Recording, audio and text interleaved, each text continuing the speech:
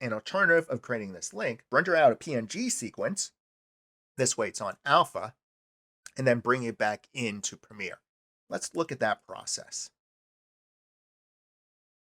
In After Effects, create a new project. Click on New Composition. You're going to name this Skateboard Title.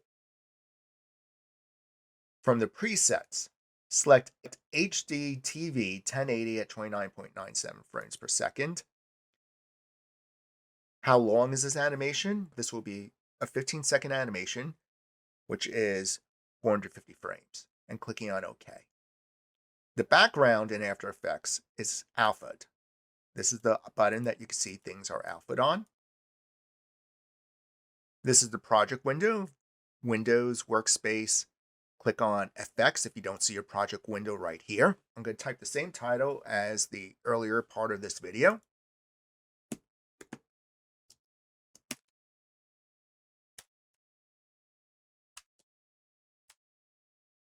That's the text tool. When you're done using the text tool, pick up the move tool, which is the V key. I'm going to put this in the middle of the screen.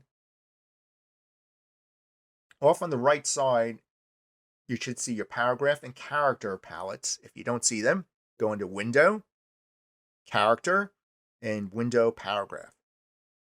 To increase the font, right here, just increase the point size by dragging that slider. Under Align, clicking Center Align and Horizontal Align. This is going to be right in the center. And in Premiere, you could slide it on down. I'm going to go to frame 90. I'm going to duplicate this.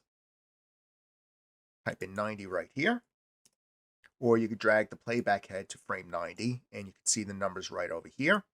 If you're somewhere lost in the timeline and you don't see this as frame numbers, hold down the Control key and click here until you see frame numbers. Control clicking will toggle between frame numbers.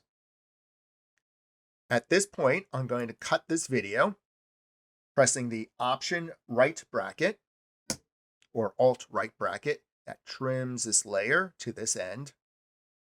Duplicating this layer, which is Command D or Control D.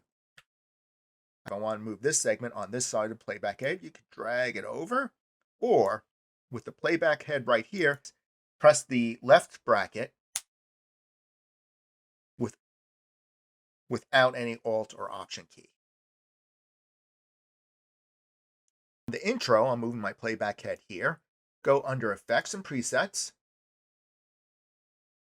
And I'm going to apply Foggy.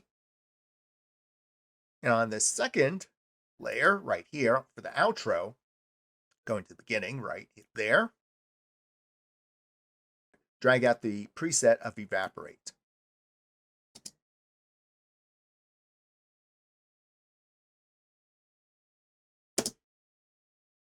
Go right here so you don't get any extra frames. At the very end of your animation, both layers, press the End key.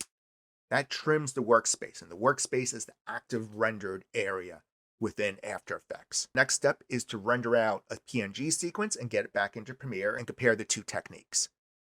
File, Export, add to Adobe Media Encoder. Wait for Media Encoder to show up. Usually we've been rendering out H.264s with Media Encoder, which gets us to our MP4 files. Right now, I want to render out a PNG sequence. Selecting PNG from here.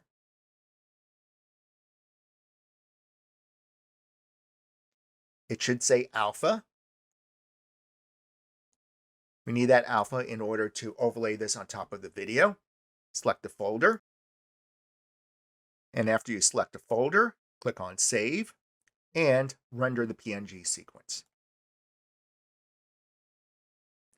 When that's done, you can click and close Media Encoder. Let's get back to Premiere. This is our live link layer. I'm going to make a new sequence. Since this is our live link,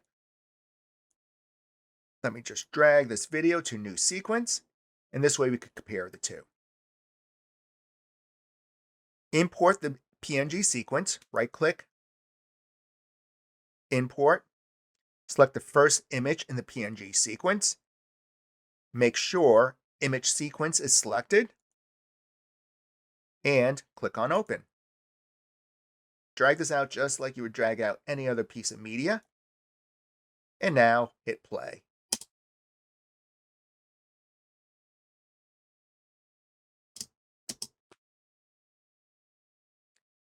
You can double click it and just drag it down to wherever you want it to be. Maybe higher, maybe on the bottom.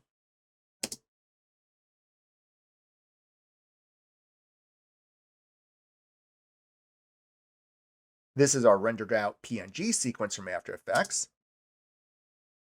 And jumping to the first one, and jumping here, this is our live link to After Effects.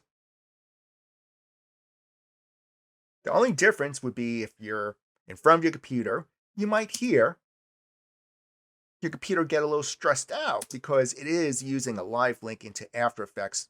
While this sequence, your computer's not going to stress out over because it's pre-rendered. The difference will be, it might be a workflow. You might enjoy this workflow. You might see this as a necessary thing because you're doing the majority of your animation here, yet you know you need the flexibility of editing Premiere. You might take a little hit on your CPU going for the freedom of using both applications linked together. If you know what you want from the motion graphics, then you can also deal with it as just a sequence of PNG files rendered out, working within After Effects or whatever other application that you enjoy working with, and rendering out a sequence of PNGs that will have the alpha right behind it, and using that PNG sequence within Premiere. And when you do it this way, it's less stressful on your computer.